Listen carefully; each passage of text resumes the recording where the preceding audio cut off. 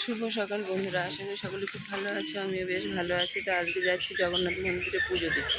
তো চলো, ভেতরের ভিডিও তো করতে দিবে না।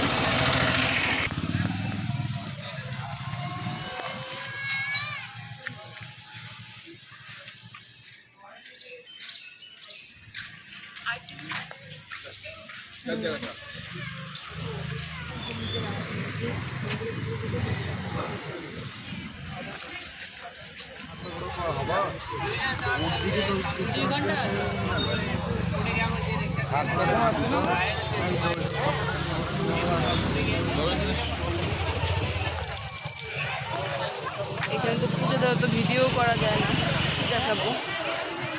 ভেতরে ভিডিও করা যায় না, বাইরে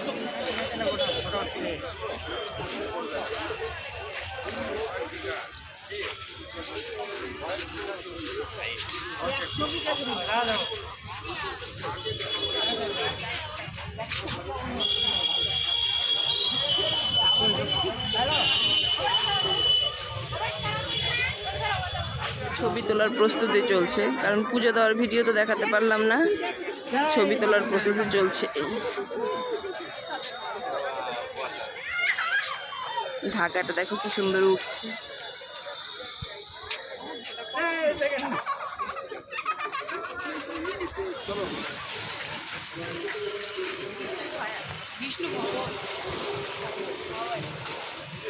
আমরা এখন রাস্তায় বের হয়েছি, খাবারের দোকান খুঁজছি। দেখা যাক কোথায় পাওয়া যায়,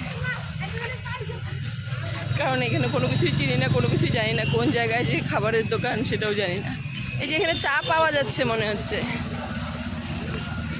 ও এই যে এখানে মনে হয় খাবারের দোকান আছে, ওই যে ভেতরে, ওই যে খাবারের দোকান, ওই যে ভেতরে। এই হচ্ছে আমাদের সকালবেলা যে পুজো দিতে গেছিলাম, তো এই প্রসাদগুলো আসছে। এখন আমরা এখন নিচে যাব, সবাই মিলে প্রসাদ খাবো। আর এটা হচ্ছে শুকনো প্রসাদ, এটা বাড়িতে নিয়ে যাব। আর এগুলো হচ্ছে অন্নভোগ, এটা হলো আমরা এখন খাবো। চলো, একা ছিল যদি খাই নাও। দিয়ে গেছে কিসে গেছে বুঝছো?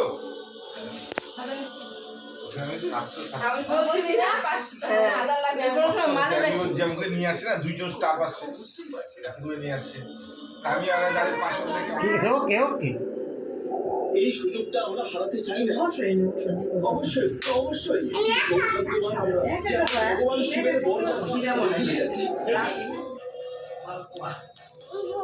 4,000 টাকায়, 4,400 টাকায় এক হাঁড়ি অন্ন।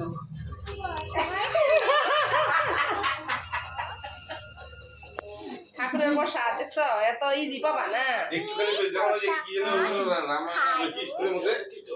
এটা খাবে, সেও আজকে বুঝতে পারবে। 4,000 মালপোয়া, এরকম মালপোয়া। হ্যাঁ, এখানে ঠাকুরের খুব ফেভারিট মালপোয়া, গাজা। মালপোয়া এরকম দেখতে? হ্যাঁ, আমি তো গোলা রুটি ভাবলাম। গোলা রুটির মতো না, এটা এরকমই হয়। আমরা সাইজটা দিয়ে করে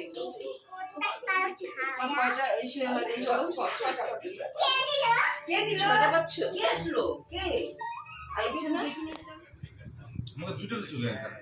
না, ওই যে পিঙ্কুর মেয়ে খায় নাই একটা। কি অবস্থা, আমাদের জায়গার অভাব, এভাবে খাচ্ছি।